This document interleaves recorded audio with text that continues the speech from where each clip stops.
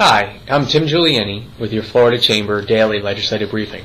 Today is day 11 of the 60-day legislative session. A few issues to recap from yesterday. The first is cost-benefit analysis legislation. This passed a House committee, the first of 4 stops in the House. This would allow legislative leaders, when looking at an investment for the state, to not only look at the cost, but also the potential benefit in terms of tax revenue and economic impact. The One-Stop Business Connect bill made it past its first committee House stop yesterday.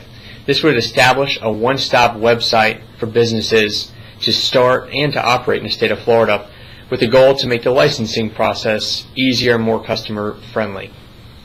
Also, April 13th and 14th, the Florida Chamber will host International Days here in the Capitol.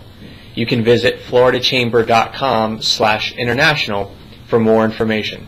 Please join us Monday morning at floridachamber.com/briefing.